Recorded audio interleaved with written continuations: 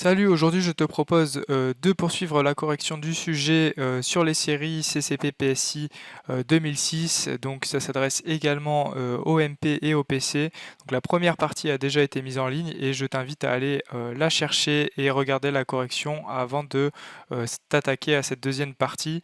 Les deux énoncés sont indépendants et maintenant on va s'attaquer à une partie bien plus difficile.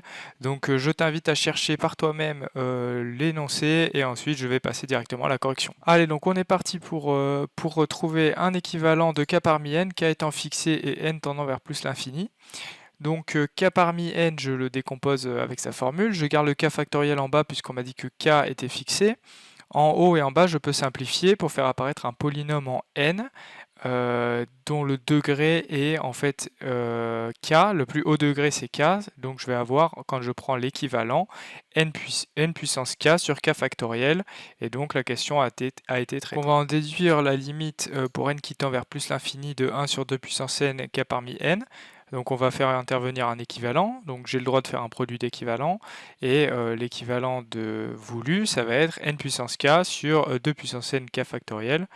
Et comment est-ce qu'on va conclure la limite du terme de droite? Eh bien, 2 puissance n, c'est exponentielle de ln de 2 fois n, donc par croissance comparée, le 2 puissance n va l'emporter sur n puissance k à voisinage de plus infini, et donc n puissance k sur 2 puissance n k factoriel va tendre vers 0 pour n qui tend vers plus infini, et comme les équivalents ont même limite, on va en déduire que la limite du membre de gauche est celle du membre de droite, et donc la limite de 1 sur 2 puissance n k parmi n est égale à 0. Donc on va en déduire la limite d'une certaine somme qui s'appelle SQNA, où A c'est une suite réelle et Q est un entier naturel fixé. Donc fixé, ça doit nous faire penser au cas qui a été fixé à la partie précédente. Maintenant, la limite pour n qui tend vers plus infini de SQNA, c'est par définition ça. Et on peut permuter le signe somme avec la limite car la somme est finie.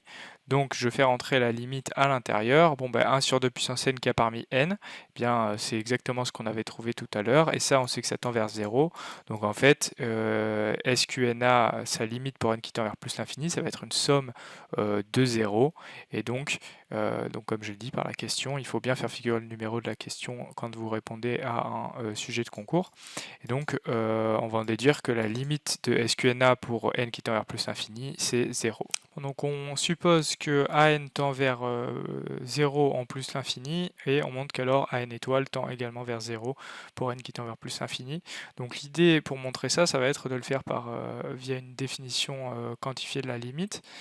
Donc AN étoile, on voit que c'est défini comme une somme, donc l'idée ça va être de séparer cette somme en deux. Une somme où on va faire apparaître une somme de la forme SQ de NA, dont on sait que ça va être plus petit qu'un certain epsilon pour n qui tend vers plus l'infini, à partir d'un certain rang, et une autre somme où on pourra majorer les AK, puisque on sait que n tend vers 0 pour n qui tend vers plus l'infini, et donc on va les majorer aussi avec un certain epsilon à partir d'un certain rang. Pour que les deux inégalités soient vérifiées, on va prendre le plus grand rang possible, c'est-à-dire le max des deux rangs, et des deux rangs des définitions quantifiées, et peut-être que ce sera mieux de prendre un epsilon sur 2 pour avoir epsilon à la fin. Donc voilà, c'est le fondement de notre réflexion. Si je fixe epsilon dans R plus étoile, vu que AN tend vers plus infini pour n qui tend vers plus infini, à partir d'un certain rang, AN est inférieur à epsilon sur 2. Pardon. Maintenant, la question précédente, ça montre que si je fixe un certain Q, eh bien, SQ de NA est inférieur à epsilon sur 2 à partir d'un certain rang. Je pose n le plus grand de ces deux rangs pour que les deux inégalités soient vérifiées. Et si n est supérieur ou égal à n, eh bien, je peux estimer, du coup, couper la somme en deux, comme je l'ai annoncé, reconnaître SN-NA, utiliser, du coup, l'inégalité triangulaire. Le membre de gauche, c'est bon, on va pouvoir dire que c'est inférieur ou égal à epsilon sur 2. Le membre de droite, il va falloir encore utiliser l'inégalité triangulaire pour arriver jusqu'au module des AK, la valeur absolue des AK, et ça on sait que c'est inférieur ou égal à epsilon sur 2, donc on va pouvoir le sortir de la somme, et ça en fait on va essayer de faire apparaître un 2 puissance n, et pour ça en fait il suffit de remarquer que effectivement si on somme plus de coefficients binomiaux, eh bien forcément on fait un chiffre plus grand que ça. Donc, et ça fait 2 puissance n, et donc du coup on a fait epsilon sur 2 plus epsilon sur 2, donc AN étoile est inférieur ou égal à epsilon. Conclusion, on a montré que pour tout epsilon de R plus étoile, il y avait un certain rang, tel que si j'excédais ce rang, AN étoile était inférieur ou égal à epsilon. Et donc, on a montré que AN étoile tendait vers 0 en plus l'infini. Donc, on a bien montré que A implique B comme voulu. Bon, donc question suivante, on a montré que si AN tendait vers 0, alors AN étoile tendait vers 0. Maintenant, il faut le faire avec une limite L quelconque. Est-ce qu'on ne peut pas se ramener au cas d'une suite qui tende vers 0 en plus infini? Donc évidemment, si je suppose que AN tend vers L en plus infini, eh bien la suite qui est définie par AN-L, elle va tendre vers 0 en plus infini. Donc je vais poser pour tout n Bn égale AN-L, de sorte que la limite de Bn pour n qui tend vers plus infini soit 0. Et donc je vais appliquer la question précédente, et je sais que du coup Bn étoile tend vers plus infini en 0, où Bn étoile est définie comme, enfin l'opération étoile s'applique aussi au Bn. Et du coup, Bn étoile, qu'est-ce que c'est? Eh bien, c'est 1 sur 2 puissance n, somme des k parmi n, bk, pardon. Et bk, c'est ak moins l. Ensuite, il me suffit de sortir les termes de couper la somme en deux, de sortir le L par linéarité de la somme. Ici, je reconnais en fait du coup 2 puissance n, et au final, je vais avoir moins L ici, et là, je vais avoir AN étoile. Donc j'ai Bn étoile égale AN étoile moins L. Et si je passe du coup à la limite, eh bien j'ai que AN étoile tend vers L en plus l'infini, et donc on a prouvé le résultat voulu, c'est-à-dire que si AN tend vers L, alors AN étoile tend vers L. Bon, donc maintenant on se pose la question de si la convergence des AN est équivalente à celle des AN étoiles. Ben, c'est une question qui est franchement loin d'être évidente, mais en fait il faut toujours se revenir en arrière pour voir si on n'a pas des contre-exemples qui prouvaient le contraire. Là, effectivement, on n'a pas de contre-exemple direct, mais on a pris dans la partie 1 un cas de série géométrique avec z égale moins 2, et en fait, il va nous servir ici, même si on ne regarde pas les séries, mais directement les suites. Bah, si je prends du coup an égale moins 2 à la puissance n, bah, an diverge, mais du coup AN étoile, si je le calcule, ça fait moins 1 à la puissance n sur 2 puissance n, et AN étoile converge vers 0, et donc on a un contre-exemple puisque AN étoile converge, mais AN diverge, donc la convergence des AN n'est pas équivalente à celle des AN étoiles. Ok, donc on passe à une autre partie où il faut estimer des sommes dérivées. Donc j'ai donné directement les résultats, tout calcul fait, parce que ça n'avait aucun intérêt de les reporter sur la vidéo. Donc voilà, vérifiez que vous avez bien trouvé ça, mais c'est quand même assez calculatoire, donc bon courage. Bon, donc on passe à une question qui est vraiment difficile si on n'a pas l'intuition mathématique. Donc si je note un la somme des lambda nk sk, je dois trouver l'expression des lambda nk. Donc c'est vraiment loin d'être évident, mais c'est vrai qu'en faisant les résultats, en trouvant les résultats ici, on se rend compte que ça ressemble quand même furieusement à un triangle de Pascal. Mais maintenant, il faut voir dans quelle mesure c'est pas, parce que c'est pas exactement le triangle de Pascal. Donc j'ai recopié religieusement ici un triangle de Pascal. Je me rends compte que si je barre la première colonne, je retrouve bien les coefficients comme voulu. Ici j'ai bien un 1, ici j'ai un 2, ici j'ai un 1, etc. Donc en fait, le coefficient correspondant, ça va être k plus 1 parmi n plus 1. Donc c'était loin d'être évident, mais c'était l'expression à conjecturer, et c'est même celle qui est correcte. Bon, maintenant, il faut démontrer notre conjecture, et ça, il va falloir le faire par récurrence. Donc, on va montrer ça par récurrence. Initialisation, on a montré que la propriété était vraie au rang 0, 1, 2, 3. C'est même ça qui nous a invité à conjecturer un tel résultat. Maintenant, pour l'hérédité, il va falloir qu'on trouve une relation de récurrence sur les UN pour pouvoir utiliser l'hypothèse de récurrence, effectivement. Donc je prends n plus grand que 1. J'observe d'abord que Tn c'est Tn-1 plus An étoile, où An étoile, je rappelle sa définition. Et Un, on remarque que c'est 2 fois 2 puissance n-1 Tn, où Tn en fait c'est Tn-1 plus 1 sur 2 puissance n, en fait Tn-1 plus An étoile. Donc ensuite en développant, je trouve que Un c'est 2Un-1 plus somme des k parmi n AK. Et les AK justement on va utiliser l'indication qui est donnée dans l'énoncé, c'est-à-dire faire apparaître les sommes SK par télescopage, parce qu'effectivement AK c'est SK moins SK moins 1.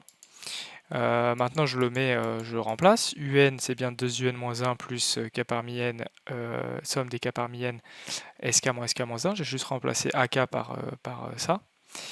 Mais maintenant, je peux couper la somme en deux et effectuer un changement de variable. Or, S-1, on avait dit que c'était 0 par convention. Donc en fait, la somme, elle va de 0 jusqu'à N-1. Et ensuite, j'ai juste à sortir le terme n et à écrire du coup le reste des termes sous la différence suivante. Donc voilà. Donc je rappelle, j'ai montré que UN c'était 2UN-1 plus la somme des k parmi n, sk moins sk moins 1, où justement cette somme-là c'est Sn plus la somme ici. Bon, maintenant, si l'hypothèse de récurrence est vérifiée au rang n-1, alors UN, c'est Sn plus 2 somme des k plus 1 parmi n sk, donc ça c'est l'hypothèse de récurrence, plus la somme, du coup, ici, la somme là. Et maintenant, je remplace les termes, en fait, il y a des termes qui vont se simplifier, et je trouve du coup la somme des k parmi n plus k plus 1 parmi n, mais ça, du coup, si je fais un triangle de Pascal, ou si je connais très bien mon cours, ça fait k plus 1 parmi n plus 1 par propriété sur les coefficients binomiaux, et donc au final, on a montré que un c'était bien la somme des k plus 1 parmi n plus 1 sk, puisqu'effectivement là on a bien un coefficient 1 qui correspond au bon coefficient binomial ici, et on a bien démontré la propriété voulue par récurrence au rang n, et donc on a démontré ce qu'on voulait. Allez, donc on va montrer que la convergence de somme des AN implique la convergence de la somme des AN étoiles, et on va exprimer donc les sommes l'une en fonction de l'autre. Donc je commence par constater que somme des AK étoiles en fait c'est Tn, mais c'est aussi Un sur 2 puissance n. Donc en remplaçant Un, c'est 1 sur 2 puissance n fois la somme ici définie. Et ensuite, je peux scinder le 1 sur 2 puissance n en 2 fois 1 sur 2 puissance n plus 1 fois la somme, dans le but en fait de faire apparaître un changement de variable ici. Pourquoi la somme elle commence à k égale moins 1? Parce qu'en fait s-1 est égal à 0 par convention. Donc en fait l'idée c'est de faire apparaître, donc de faire plus 1 ici pour les k, dans le but de faire apparaître 1 sur 2 puissance n-1, j'ai une somme qui va jusqu'à n plus 1, ici il y aura du n plus 1, et donc on va pouvoir exprimer cette somme différemment. Donc maintenant je fais le changement de variable, comme j'ai dit, j'ai du n plus 1 qui arrive ici, sk-1, ici, puisque j'ai décalé de 1 l'indice. Maintenant je note sk tilde égale sk-1 pour avoir du coup la somme des sk tilde ici, et ici je remarque que j'ai du 1 sur 2 puissance n plus 1, la somme va jusqu'à n plus 1, ici n plus 1, donc en fait c'est 2 s tilde n plus 1 étoile, où l'opération étoile c'est l'opération de sommation comme on a vu précédemment. Donc j'ai somme des AK étoiles égale 2 Sn et plus 1 tilde étoile. Maintenant on suppose que la somme des AN converge, on note S sa somme, avec les notations de l'énoncé Sn tend vers S, et donc Sn tilde tend vers S, puisque Sn tilde c'est Sn-1, donc la convergence est maintenue. Par la question 2.1.4, on en déduit du coup que Sn plus 1 tilde étoile tend vers S. Et donc en fait, on a montré du coup que la somme des AK donc, converge, puisque ça converge. Et même on peut exprimer une somme en fonction de l'autre. On a somme des AN étoiles qui vaut 2 fois la somme des AN, et donc on a répondu à la question. Donc maintenant, est-ce que la convergence des AN étoiles est équivalente à celle des AN? Eh bien la réponse c'est non. En fait, comment est-ce qu'on peut avoir l'intuition? Il suffit de relire les résultats qu'on a avancés précédemment. Donc en effet, dans la partie 1, 2, 3, 1.2.3, on a montré que si je prends AN égale moins 2 puissance n, somme des AN divergent, mais somme des AN étoiles convergent. Je vous invite à revoir la première partie de cette vidéo si vous n'êtes pas convaincu. Donc du coup, on a bien montré que dans un cas, il y a divergence, dans l'autre, il y a convergence, donc on ne peut pas avoir équivalence de la convergence entre somme des AN et somme des AN étoiles. Voilà, donc c'est fini pour cette vidéo. J'espère que tu auras appris plein de choses sur les séries. En tout cas, je trouve que cette deuxième partie est bien plus difficile que la première et elle permet de comprendre pas mal de choses sur les séries et c'est vraiment abstrait. Donc c'est un bon exercice pour s'entraîner en début de SP. En tout cas, n'hésite pas à t'abonner, à liker, à mettre la cloche. Il y a plein de nouvelles vidéos qui vont arriver. Ce serait dommage de les rater. Plein de corrections d'écrit, mais d'oraux également. Donc ne loupe pas ça. Et puis j'espère te retrouver pour de nouvelles aventures en maths ou en physique. Salut!